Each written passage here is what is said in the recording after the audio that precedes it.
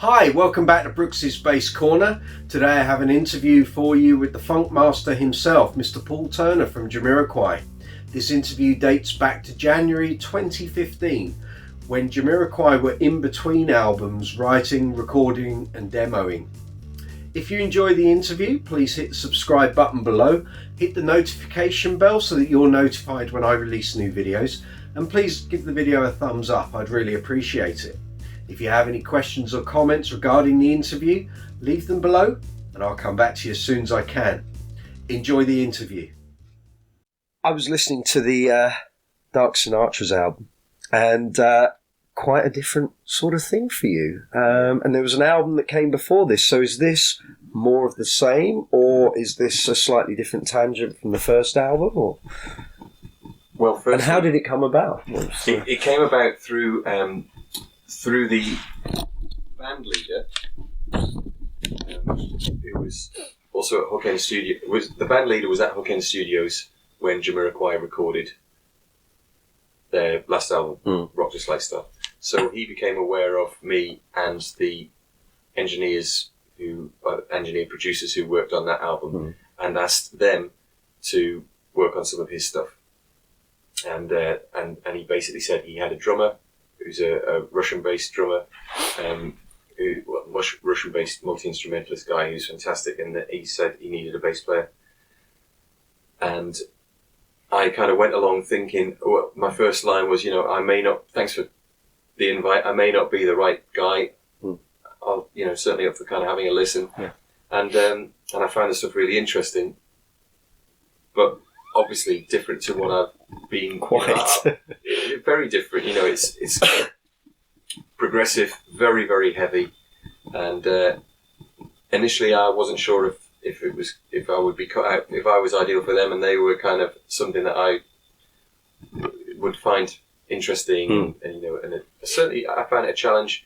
That's how it kind of happened. So we just ended up. He blocked out a week, and we went along, and we recorded the first album over that week, where we would have this really lovely little routine of learning a song in the big room in Hook End, wheeling the amps and drums into the relevant booths, and then recording it, then having some lunch, wheel them back in, learn another song, and just record nice. The album like that. So it was very much a live kind of rock project, and that went well and was really enjoyable.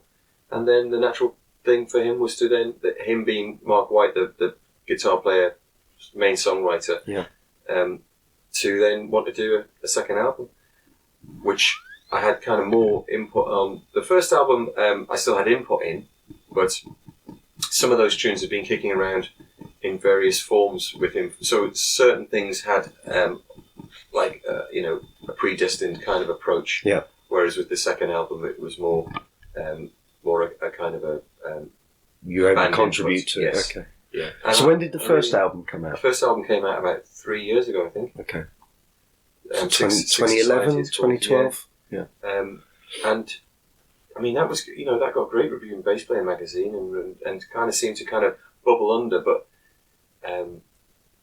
his personal life at that time just meant that he couldn't really push it as much as he wanted to.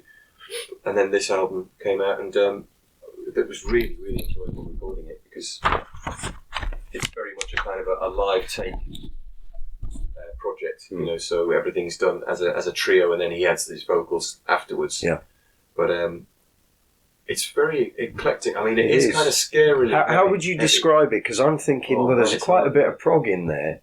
Yeah. And it's not really thrash, but it's more than just metal, and it's very aggressive, and it's quite industrial, and shades of Marilyn Manson kind of thing going on as well. The shades of Primus, Marilyn Manson, through to odd kind of dark orchestrated stuff that's just, I kind of forewarn everybody who may think that everything that I'm doing is going to be kind of funk based and kind of have a pigeonhole to kind of place what I'm going to play them. I forewarn them that, look, this is it's heavy. It's like heavy metal, but it's kind of, you couldn't just say it's heavy metal, because it's kind of, it's certainly got elements of progressive rock in there, and almost kind of almost like a jazz ideology of exploration, So, but you certainly you wouldn't use the word jazz in it, but unless you were going to quickly follow it with punk. Yeah. But it's kind of got all of those things, Yeah. and it's really interesting. I love the power trio format. I love that. I like that right through to our Groove Sonics thing for doing kind of corporate, party sets. I like the thing of just guitar and bass and drums. That's not to say that I don't love, of course, the extra harmony that you can have from adding keyboards, obviously, horns, another guitar player or whatever.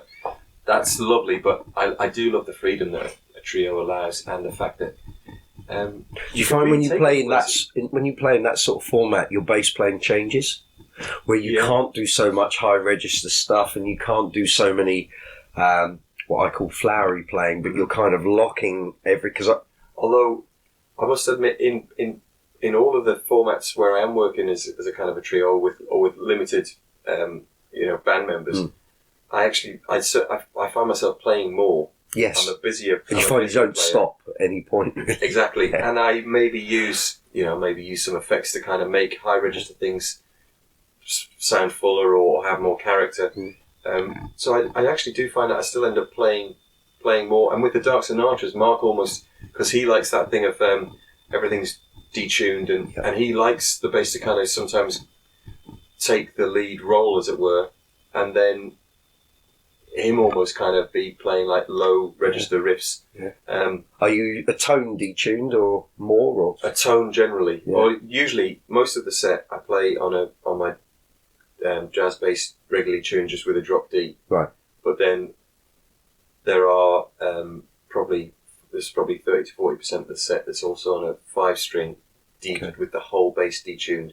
A whole step. Yeah. Wow. So going down to like a low A on the B string. Yeah. And I find it really challenging but enjoyable. I like that, although it is very heavy and aggressive. I like it. I'm a real lover of different types of music. It's still syncopated and still got. I just like things that have something. Yeah. Actually, what you've just said there, it's not that far removed from funk. You're playing a repetitive bass line a lot, and it's keeping it's like the engine room. Yeah. And it is still. It's like just playing a groove, often, like a Sex Machine groove. Yeah, quite often syncopated things. The time signatures are much more variable than there will be in most kind of funk or dance things. There's a lot of things in 7, a lot of things in 5. But there's still it's still groovy, but just with a lot of fuzz or distortion and some very aggressive singing. Cool. But really enjoyable. I do like. So have you done a lot of shows with this? Has that been something they've done before? We've done a lot of kind of low level gigs, kind of pub style gigs at places around the country. Although we haven't done anything in more than a year, but we did do we did a few spats of kind of pub gigs around the south. Hopefully we'll end up. He's basically looking for a good agent to kind of try and get into that kind of rock festival scene. Okay. And because I think it stands up against a lot of name bands. It's a really high quality. So could be seen doing some festival dates in the summer. Maybe. It might be a bit late to catch on to this summer. I don't know, but that would be his plan, and certainly we'd love to do that. Yeah. It's a great when it's live. It takes on another energy. We did some webcast gigs from Hookend. Oh, cool. And they went really well. People dialing in from all over the place as you can. And do you think, because of your reputation, that adds some gravitas to it, maybe as well? Fans of yours who like bass players would think, Paul's doing something. Let's check out what he's up to. I'm without wanting to sound arrogant in any way. It has, and it's been nice, and Mark appreciates that, and that's been nice. And fortunately, I think a lot of the people that end up kind of being interested in what I do know that I do some different things, and so they kind of buy into that. And if they don't, that's cool as well. But there has been quite a lot of people who I wouldn't expect. I get messages on Twitter or Facebook, kind of people kind of saying, wow, I didn't expect I'd like something this heavy, but they end up really enjoying it.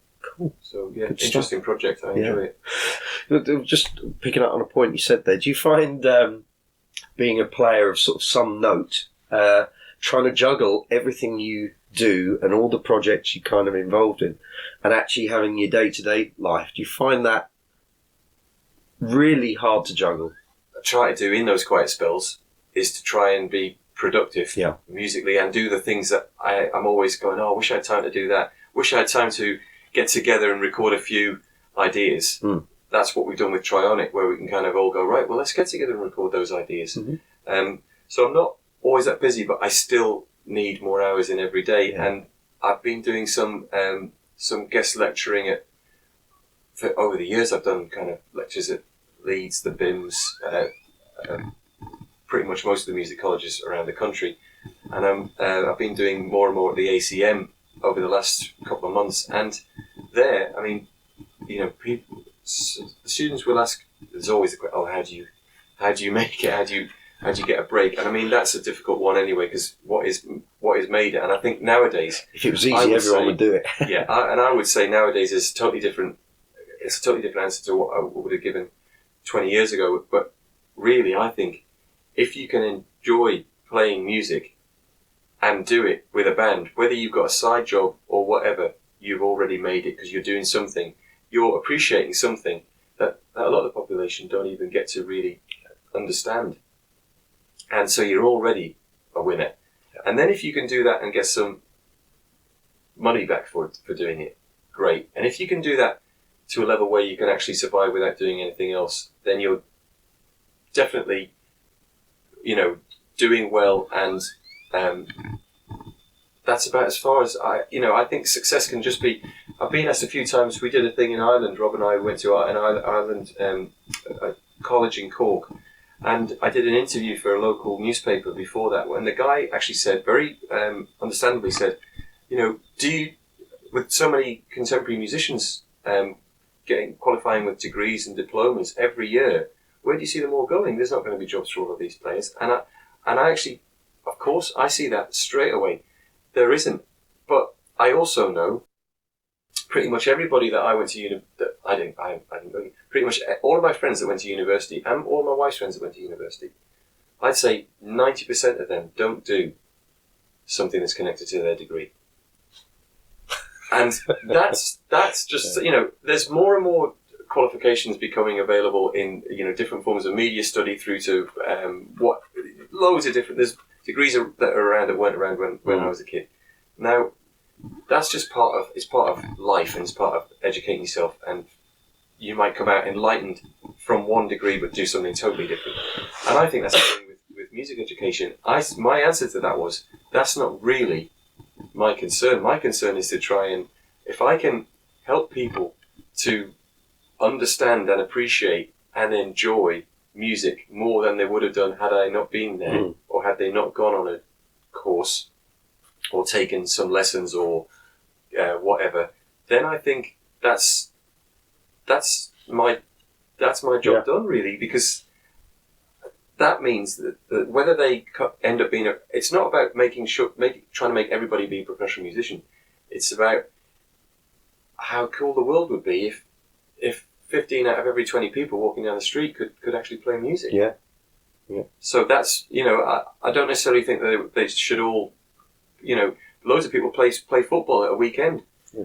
It's loads of people take up photography as a hobby. Yeah. It doesn't mean they're a professional photographer. But their enlightenment and enjoyment from their experiences through taking really cool pictures and starting to really look at the setting for everything, and I mean the setting as in the surroundings, and then obviously the technical requirements for all that. It's not that different from people just becoming so much aware and enlightened in music and starting to understand things, and all of a sudden they enjoy the music that they listen to a lot more. Who knows, it might even mean that people start to enjoy listening to music with a bit more depth. Obviously, he's still with Aguilar. Very happy with that. Yeah. It's been a mainstay for you for quite a while now. Yeah. I happened to speak to them just around the beginning, or just before I got the Jamiroquai gig. I'd had the same setup for years and years. I tend not to change that often, and I'd had the same speakers. I had some Eden cabs, 4x10 and 2x10, which I enjoyed using for years, and a few different heads from like an SWR Grand Prix preamp with a PA power amp through to a Mesa Boogie M9, whatever it was, the one with the 400. No, it wasn't a 400. It was the one with a solid state and valve, 2 channels, lots of controls, way too many controls. But sounded great if I just plugged into the amp and basically just left everything kind of pointing up. It sounded cool, but it was a bit temperamental and I had too many knobs on it. And so for that reason, I thought and the speakers were getting a bit tired, and I'd had them for around about 10 years or something. And they'd seen some. I think that was the rig you had when I saw you play with Gary Barlow. Yeah, it would have been. And you had a white Say. Yeah, that would have been that rig. And that bass was my main bass for years and years. I really think it's important to kind of not get caught up in the chasing gear thing too much, because it becomes a preoccupation. Yeah. Even though I know we've just spent 10 minutes talking about you buying stuff and things, and it is an excitement. And if it basses are different to amps, so yeah, if it creates a bit of excitement, and makes you want to kind of explore a different thing or practice a bit more, and that's cool. Yeah. But I think it can be a bit of a trap, and for that reason, I've always tried to find something. I'm a bit, I'm a bit anal when it comes to listening to or trying new gear. And I really go into it quite deep. I don't kind of do that. Oh, whatever. I'm happy if I turn up to do a gig and it's a higher rig, and it's all that they could get. I don't kick up a stink. Most things are more than accommodating nowadays, and I'm happy to get on with it. But when it comes to trying something new to replace something that I've used for a long time, I can tell you. When I tried out Aguilar, I had rigs from about 8 different companies come down, and lots of very cool rigs. And I declined going for ones that it wasn't just a case of going for the ones that I would get for nothing, because that really wasn't. That's a false economy. It's absolutely, and I just thought I want to use something that I feel really does everything. And this was what I was rehearsing for a big tour with Annie Lennox. So did you find Aguilar, or did they come to you and say, have you tried I'd tried a few of their heads just before they started making cabs, and loved their heads. And I tried, when I was looking to replace the Mesa Boogie amp, I tried a few of their different amp heads. And I think they had a 200 watt valve head at the time, which I liked. And then I contacted them about that, and they said, we've just started making cabs. So I was like, right, this sounds great. And I got hold of one of their 4x10 cabs with Jamiroquai, just before Jamiroquai, and I've not looked back. I really do love that gear. And so what year was that roughly? 2000, late 2004, 2005. Yeah, okay. And so I've seen the transition through their different cabs. I've now obviously got that lightweight rig, which I use for my kind of singing in the back of the car kind of thing. I've still got a J's. I've got 2 4x10 GS cabs. I've gone back to those GS cabs rather than the DB cloth covered ones. I just find them a little bit more suited to what the sound I'm going for. Yeah. With a DB751, and that amp just knows no boundary. It's super heavy, but what a lovely sounding amp. Yeah. Bags of low end, and just a great clarity. I love the fact that the gear's clear. It's fat, but it's clear. And there's a lot of good, without wanting to name names, there's some great manufacturers out there making some great gear. But I find it's the thing that tonally, it does what I want to hear, where it sounds old school enough. It's kind of almost like a boutique Ampeg rig, but it's got some more extended range and a bit more openness to my ears. Yeah. But then I'm like that with leads. For years I've used leads, and if people I've been sent leads that are supposedly 150 quid a lead, and if your ears can't hear the difference, you don't deserve them, was one of the slogans. And I've tried all these different things, and I can. The whole thing about all these are the same is completely wrong. They all sound different. But I actually like the sound of some cheaper leads because I like that top end loss, and that's something that I almost favour. So therefore, going for a lead that's going to give me more extended lows, more extended highs, but quite often a bit of a mid content that I don't like isn't going to work for me. I'd rather just have the old lead. So I'll end up firing up Logic, and I'll just try 10 different leads and record loads of different things. Yeah. And I know that you could have, you then play a bit differently, blah blah blah. But it's a one way that I can have a thing. And I did it with strings recently last year, because I'd been finding that I'd used the same strings for years, and I loved the sound of the 4-string sets that I was using. What? I was DRs. I used ER high beams since about 1992 on the first tours that would have a string budget. I was doing Take That, the first strings that had a tour budget where they go, yeah, we'll buy you 20 sets of strings for the tour. I thought, right, I'm going to use DRs, Donald Jones, Marcus Miller, what could be wrong? So I love those strings. They were very responsive and playable. I used to love your little version of Stomp in Really Like My Fire. Oh. I remember the first time I heard you doing that, and I thought, I know what that bass figure is, and it was Stomp. If you can get on something your Warwick. in, I tried to get it. Yeah, quite right. Yeah, and I had Warwicks back in those days. Yeah. But I've tended to always have things for quite a few years and focus on getting getting comfortable with that particular guitar and rig, and so I've even done it with strings, and then I trialed about 5 or 6 different types of strings because I wasn't really happy with the B string. Okay. The DRs I used to use a Federa B on 4-string DRs was what I used. Wow. For quite a while. Or prior to discovering how good the Federa B string was, I used to use a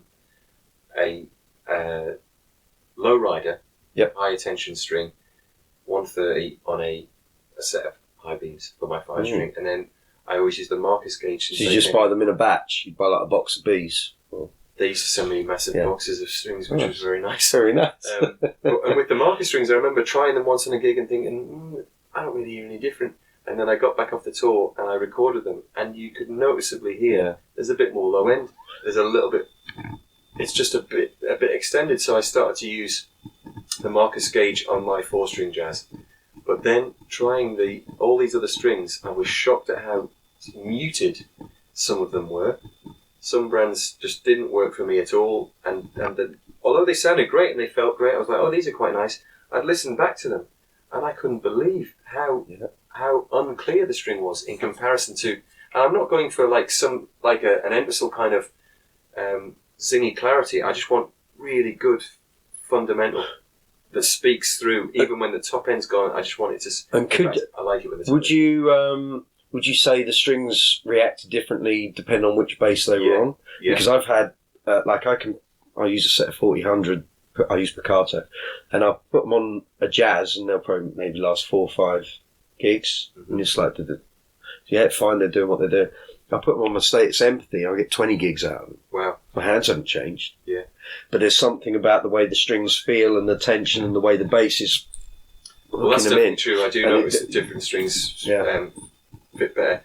I mean, I've got my old P bass, which is a 63P bass.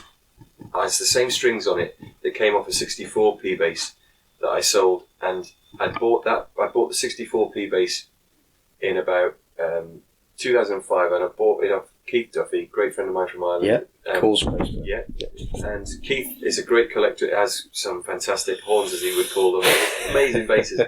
And he'd had that bass for maybe 5 odd years or something, and he'd said, well, they came with the strings on, I just left them on.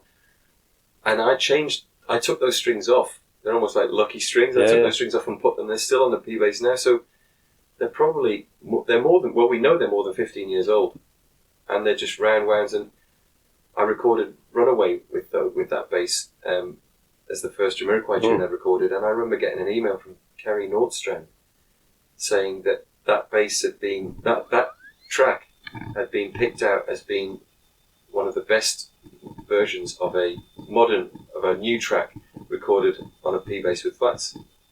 And I had to say, they're not flats actually, they're just like super dead. I mean, there's no top end in them at all. Yeah. But I like that. So what I'm looking for in a set of strings really is just like really clear, good fundamental, whether it's kind of a bassy sound or brand new set. And I really found that with those Dunlop Super Brights. I don't like the name. I don't like the name Super Bright because I don't want them to be super bright, but I use their nickels, which was a change for me, because I generally don't like the nickel thing, but they've got a lot of clarity. Maybe the fact that they are bright kind of just gets over that kind of thing of them not being. I sometimes find them a little bit overly polite, nickel strings, so softer metal. So but I'm using those. They're so pliable and so dynamic. They really respond to your playing, and they make a slightly heavier version for me, ever so slightly heavier version than they're 45 to 105, but they've got a little bit of an extra wrap on because I was getting a little bit of string pull, which was causing like a chorusy effect on 60s pickups. And their 5-string sets are great. 5th string just goes on my 5 strings so nicely, and it's really even. Great. You can slap it and it sounds great, but it sounds fat. It doesn't. Yeah, it's. But so that all comes from testing and testing and testing. But then when I've got it, if I find something that I like, to be honest, if somebody came to me next week and said, "We've got a new set of strings that we'd like you to try. Are you interested?" I kind of feel, I'm really happy at where I am at, and I did an embarrassingly long string test last year, so I'm cool. I'm happy, and I'm happy with leads that I've got that I feel I've got enough bottom end and take away enough top, and I'll just go right. Well, I'm kind of happy where I'm at, and every now and then something will come along where I'll go, I should try that out. Replacement pedals, like finding something that I've got. As you can see, I've got old neutrons. I've got 3. There's another one sitting up there. Yeah, deep impacts. And 2 of them have now got one envelope down. Oh. But I paid a fortune to buy older versions because they just sound different than the 3 Plus. Sure, totally. They all sound different to each other. So I'll find pedals to try and replace these, and I mean, I finally found an envelope that I like having. One thing I do find with the lightweight gear, though, I find that the neodymium speakers need more power. Yes, they do. To push them, and they're a different sound as well. Oh yes. Well, that was the thing that stopped me from going that route. We did a gig on a plane with Jamiroquai years ago, and I had to find the lightest combo that was available on the market to do it, and. So it was literally, we played while we were flying. It went to Guinness Book of Records, and so the lightest amp that was around at the time was a Mark Bass 1x10 combo. So I got one of those, and that's what we used. And everybody was on headphones on the plane. It was hilarious. It was just a novelty thing for the Guinness Book of Records, but it was interesting. It was interesting kind of. But I discovered then I don't really like the neodymium sound, or I didn't. But that's, I think, why Aguilar stayed out of that market for a long time until they felt that they got their thing right. And I do like the sound of theirs, even though I love the sound of their other single 12s that I had before. But I find if I stick a DB750, which I've had to do on occasion, on top of the SL cabs, it makes the SL cabs sound twice the cab. And also, when my DB751 had a service recently, I used the Tonehammer 500 on top of my 2 4x10s, thinking this isn't going to cope. Yeah. It sounded just as loud. I could not believe how loud that thing sounded. Yet when you couple a D-class amp up with neodymium speakers, it's almost like you're giving cabs that need extra power, less power because of the format of the lightweight amp. And that's just an unfortunate thing that it's almost like you need, in some ways, to have a more traditional amp with the Neo speakers or traditional cab with the lightweight amp. And that's not the reason that we use lightweight gear. We use it to kind of be able to make it from the car to the gig without crippling yourself into old age. And so there's a tiny compromise, but I love that little lightweight rig. I just sometimes wish that I could get everything a little bit louder.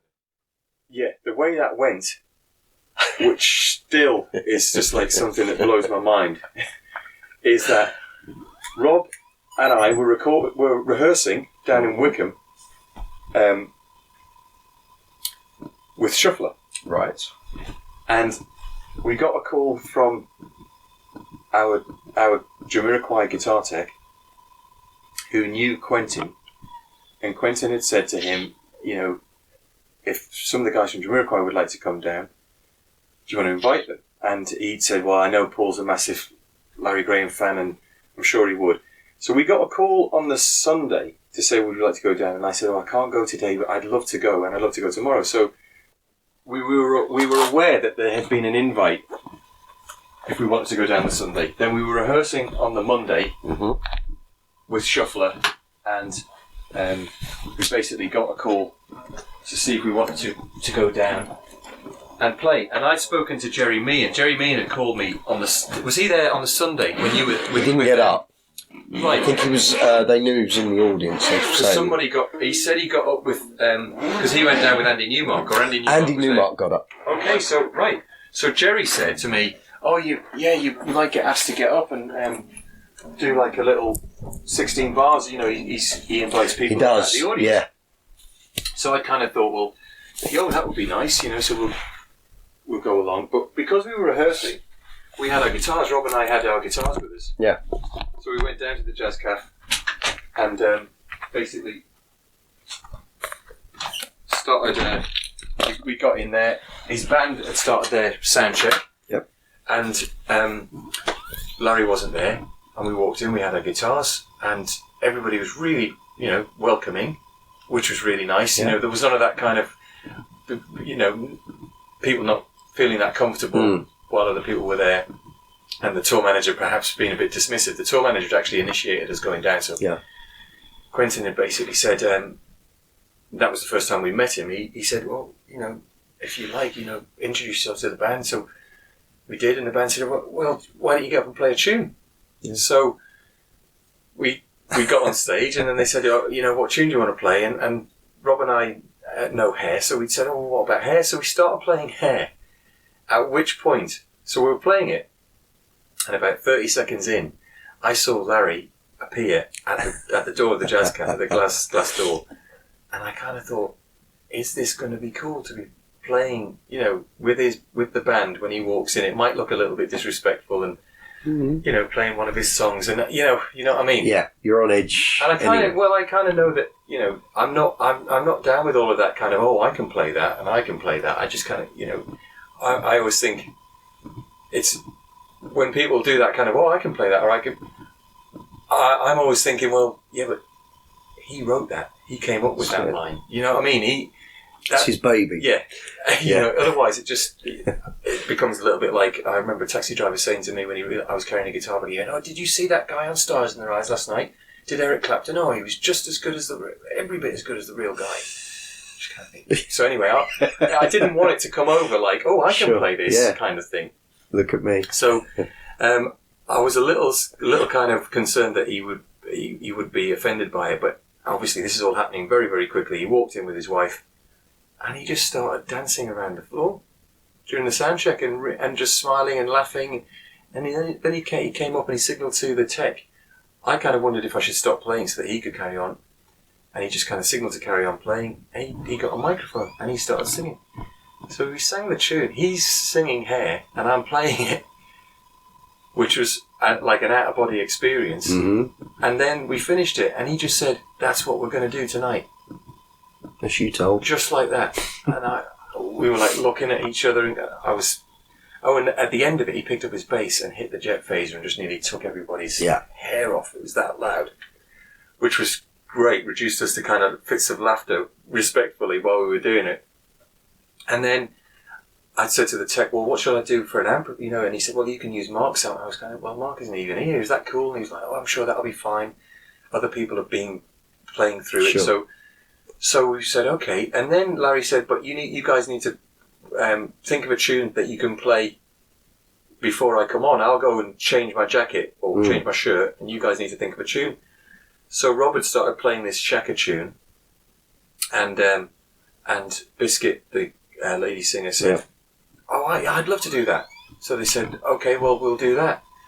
And it got to so then we were invited to eat, and all this time I'm kind of thinking, ordinarily sometimes people wouldn't even be that kind of comfortable with you being around. Yeah. It was like, come and eat with the band, eat at the table, and so we sat there and we were kind of like, we'll just let us know when you need us. And they were like, come in the dressing room, just hang in the dressing room, and it was all just so welcoming. Yeah. And then Mark came down, and hung out with Mark and we were having a chat and all in the dressing room. We got the nod to be ready so that when Larry was leaving to change, we would then go on stage. He did a little introduction. That's right. We walked on stage, played this Shaka tune, or the Rufus tune, and then he kind of ran it like it was some kind of rehearsed thing where he walked out and he went, you know, you would remember from the balcony above, and he looked down and he went, yeah, that's all right, but what about playing some of my songs? I know that you can do Shaka Khan and Jamiroquai, but how about you see if you can play one of my songs? Yeah. And it just reminded me of that kind of Prince Ravens of the Millennium kind of, or Purple Rain kind of showdown kind of thing. And oh man, it's to this day you can see how much I'm smiling. And the way you then... I've got video of it. Well, apparently the whole night was shot for... Oh, really? Shot and recorded. Oh, okay. So it could be used as a... So we came and we played Hair again, and I just couldn't believe that. I remember thinking, I hope everybody else is cool with this, because if I came to see Larry Graham, I think it was a thrill. In the audience, see people him were... play Hair. I wouldn't want to be coming to see some other dude play it. But it seemed to go really well, and oh man, I just thought he was so gracious of spirit, because obviously he's got nothing to prove to anybody, but he was so welcoming and just so cool. And then that went really, I couldn't have, you know, it was just mind-blowingly great to get the chance to do that. And then at the end of the gig, Quentin came and found us and said, Larry wants to see you in his room. So we went to his room and he went, you've got to get up for the encore. So then we were up for the encore. And then we spent time socialising with him afterwards, and he just sat in the room asking us about Jamiroquai and other things, and just talking about life. And so how did it feel? So you're on stage and I'm there with you're in Mark's amp, because you were up before Mark got up. Yeah. And then Mark comes to plug in and it ain't working. And it wasn't working. You know, there was a splitter lead going into that. And when he first went into it, because Mark's bass was his active status, and it was a lot. It was a higher output than mine, which immediately just kind of knocked the volume down of mine, which obviously, you know, I wasn't going to complain about because I'm just sharing this thing, but because we were just going into a Y splitter, and I think that Y splitter was Dicky. So then his bass stopped working. Yeah. And I basically went to, you know, well, I'll just unplug. And he was like, no, you just carry on. And he picked up the tambourine. Oh, no. And I was thinking, is this really happening? Mark King's out playing tambourine. Larry Graham's there singing, and I'm playing bass. Yeah, bizarre.